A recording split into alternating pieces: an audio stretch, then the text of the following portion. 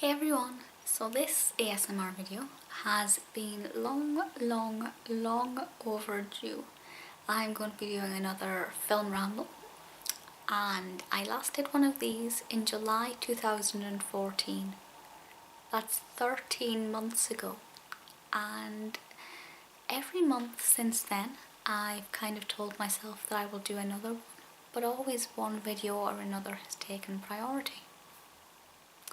I know, it's awful.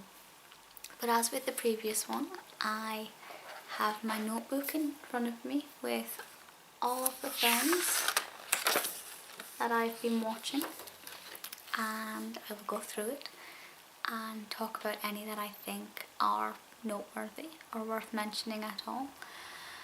As usual, I say as usual, as with the previous one, this is not really a video for in-depth reviews and for you to find out specific details about one I think. It's just a relaxing ramble for fellow film fans to relax in a world of cinema. So hopefully you will enjoy this video. So, we'll start with the film that I watched last night, and this is Run, Fat Boy, Run. And I won't say too much about this, as I think I will be reviewing it in a Your Film Suggestions series, but just to be brief, I thoroughly enjoyed it, and I think Simon Pegg is great. Then we come on to The Dark Knight Rises. I have issues with the Dark Knight trilogy. I'm a great big Batman fan, and I love Batman as a character, but I prefer Tim Burton's Batman.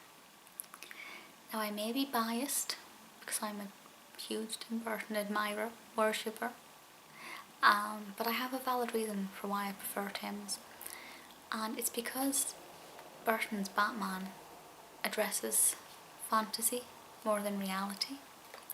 We have Catwoman, we have the Joker, the Penguin. They're very fantastical creatures, and I know the Joker is in the Dark Knight trilogy, and Heath Ledger is fantastic as the Joker, he really is. But I find that the Dark Knight trilogy is more Batman battling the evils of humanity, whereas Burton's Batman is more battling the evils of the fantastical. It's just a little less realistic with Burton, and that is what I like.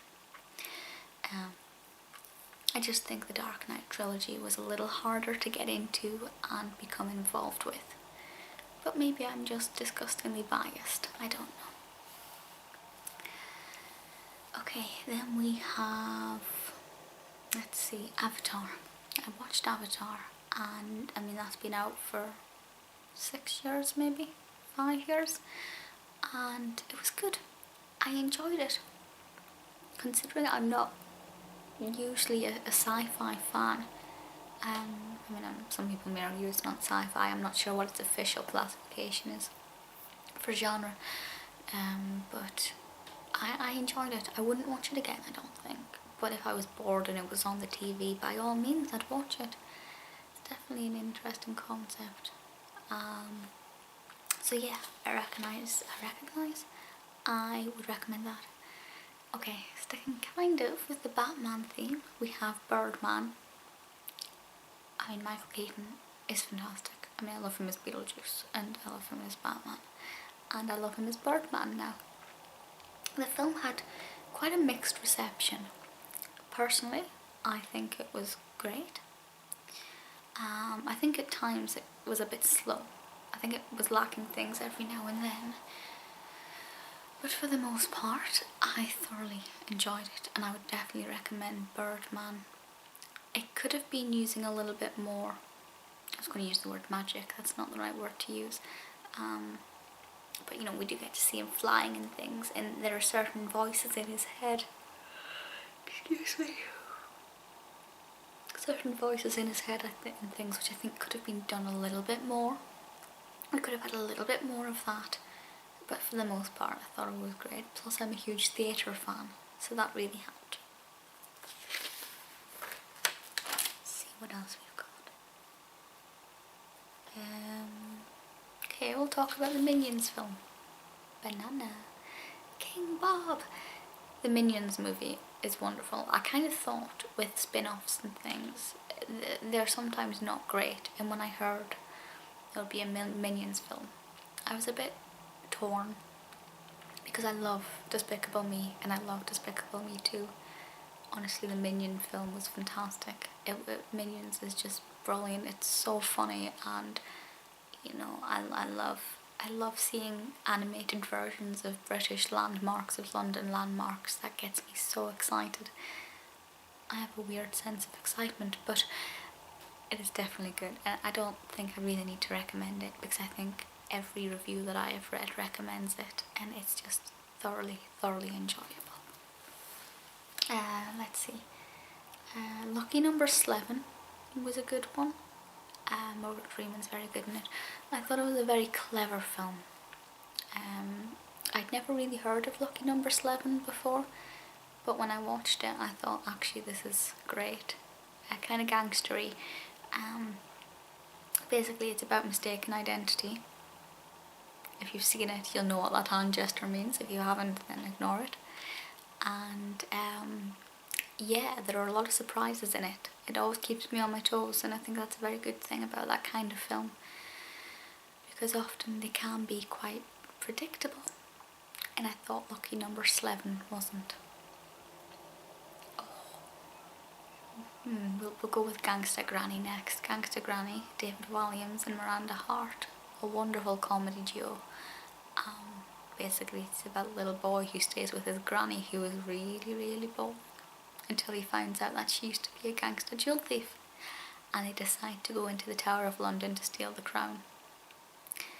And obviously, again, being a huge fan of London and a huge fan of London landmarks, being inside the tower is great. Plus I'd only just been to the Tower of London like a few weeks before I watched this, so it was very exciting. I'm going to yawn again. It's only like 11 o'clock in the morning. You wouldn't think I have good cause to be tired. Midnight in Paris. I think I spoke about this in one of my latest videos. If not, I was going to. I mean, Owen Wilson is great, but it is such a beautiful film. Going back in time and talking to dead writers is just the ultimate dream, and I definitely recommend that. Okay, Mordecai. Let's talk about Mordecai. I don't know what to think. Johnny Depp's... Now I'm going to say, if you've never seen any of my videos and this is the first one you're watching, probably evidently by the whole Burton, Bonham Carter, Johnny Depp love of everything is pretty obvious, but I am a huge fan of Johnny Depp. I love Johnny Depp. Not as much as I love Tim Burton, but that's irrelevant. So I was very much looking forward to this. But I do have to say, his accent in this is a bit weird. The story is very slow. The style of the story doesn't really fit the genre to me. I feel like it's too slow paced. I mean, there are times where it's very funny, mainly channeled through Depp. Most of the comedy, and I say comedy lightly, comes from Depp. So it wasn't a great film. I'm so sorry. But in saying that, I didn't watch it thinking, well, that was a waste of time. So if it's on and you've never seen it, watch it. But I wouldn't say rush out and buy the DVD. There are plenty other Johnny Depp films to get your fix if that's why you want to watch it. And I recommend Sweeney Todd. Okay. Shawshank Redemption. How amazing is the Shawshank Redemption? Again, Morgan Freeman, brilliant. And again, the ending of this was very surprising to me. It's quite an upsetting moment to do with the librarian, but it's quite brutal. Forgive me, please. But I definitely recommend Shawshank Redemption. Okay, I watched The Incredibles. My eyes are watering now from all the yawning. I watched The Incredibles, and I wouldn't say it was incredible. And I know a lot of people love this film. And it wasn't a bad film, but I think there's a reason why it's not really up there as a top 10 for most people. It was interesting enough. The characters were good, story was fine, but I just think it was lacking something. It would never, for me, be a classic film. You know, in 20 years' time when I'm kind of going through my favourite animations, The Incredibles never going to be up there. And I think the last one we'll talk about is The Theatre of Blood, which is a Vincent Price film. And the film itself, it's ridiculous. The film itself is good, but it's not one of my favourite Vincent Prices. So I'm actually just using it as an excuse to end the video by talking about Vincent Price. It was through reading Tim Burton's love of Vincent Price that I started watching his films. And they're so good.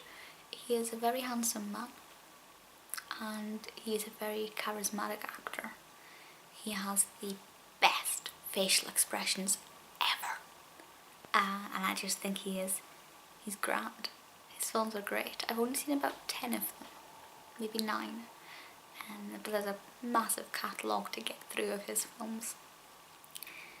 Some of them are quite hard to get hold of, so I don't know what I'll do with those when I get to them.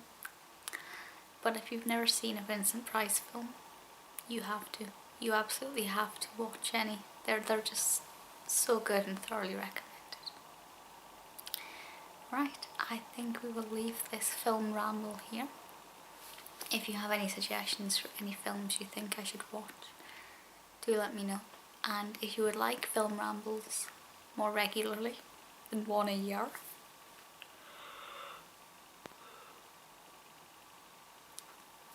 please let me know, as I will happily try and do more. I promise I'll try and do them more frequently if you want them.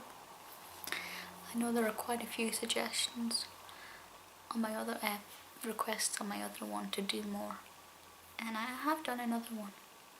It just took me a year. I'm sorry. But yeah, if you do like this kind of video, do let me know, and I will happily ramble about anything you suggest, and I will speak to you all soon. Bye.